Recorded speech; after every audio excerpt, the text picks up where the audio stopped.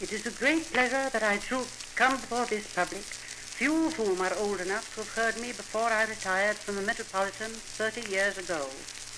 I'm extremely moved by the interest shown in my singing, as exemplified in my record, by this younger generation and by the warm memory of those who actually heard me in the flesh. It is a pity that we, of what is commonly called the golden age of opera, should not have had better facilities for recording our voices and interpretation. To a sensitive person, the conditions were unnerving. We had to sing carefully into the very center of a horn to the accompaniment of an orchestra which invariably sounded out of tune, owing to the fact that metal horns were substituted for the wooden sounding boxes of the violin. In the case of a brilliant and vibrant voice like mine, as one approached the climax, or high note, the climax was turned into an anticlimax, for fear of a blast, so-called. One was gently drawn back from the horn, so that instead of a ringing high note, one sounded as though one had suddenly retired into the next room. The process enervated me, as I felt that with even the most satisfactory result, my voice would be diminished and deformed, and the softer vibrations eliminated completely. It is only here and there in my records that one can form an idea of the real quality of sound that came from me. However, since time cannot be put back 30 years to allow me to sing for you in person, I have chosen 6 records which are, with all their mechanical faults, among the best I made. My Gounod numbers are documents as well as interpretations, for with him I studied, at the beginning of my career, Faust, Mireille, and Romeo and Juliet. As the heroine of the last opera, I made my operatic debut 50 years ago, and I call special attention to this record of the waltz, which is sung as Gounod taught it to me, absolutely in time and without the meaningless holds and retards that one so often hears.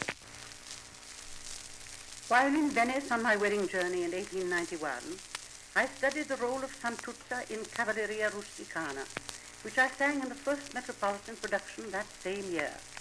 In 1893, however, I relinquished it to Emma Calvé in order that the great French soprano might make her American debut in one of her most effective portrayals. I have chosen Santuzza's aria as one of my best records, and as one strongly contrasting with the florid display of our first number. In the aria to be heard now, Santuzza gives vent to the despair of a woman whose lover has abandoned her for another. During the season of 1905 and 6, I went on the first of my nationwide concert tours. The famous cellist Holman was one of my assisting artists, and our performance of his lovely song, Chanson d'Amour, was always a popular feature. We play now a record of that song, which I made in 1905, with Holman himself playing the cello obbligato.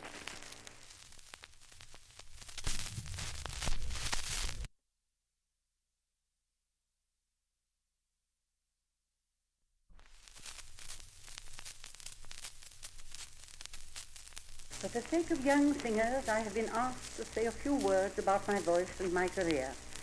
I had a very flexible voice with a natural trill and chromatic scale and a big working range, from A below the line to C sharp above and an even scale throughout.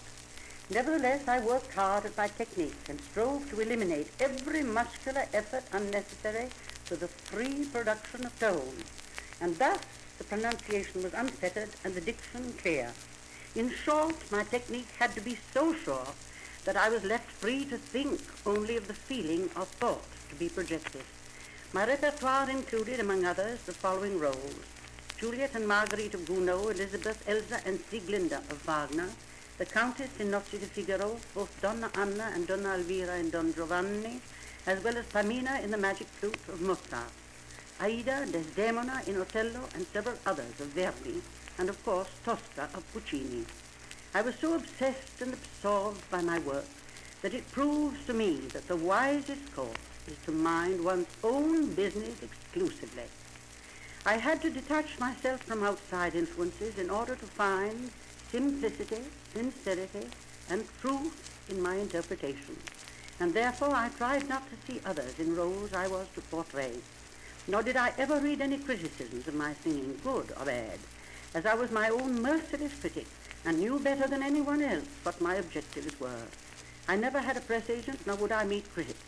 If I deserved praise, they could not withhold it, and if they knew me, they might not like me and be influenced. But now it is time for another record. Marguerite in Faust was a role I sang frequently throughout all my career, and I'm sure this aria needs no special introduction. In 1909, while still at the height of my operatic career, I retired from the Metropolitan, and after that sang only one concert tour, 1911 and 12. My last public appearance took place in 1916 when I sang for charity in Portland, Maine. Radio listeners, before bidding you good night, let me play for you one more record. It is Franz Schubert's dramatic song, Gretchen am Spinnrade, and is too well known to need much comment. From Goethe's Faust, it is full of longing, remembrance, and heartbreak. I do not want to leave you without saying good night and expressing the hope that you have enjoyed this program.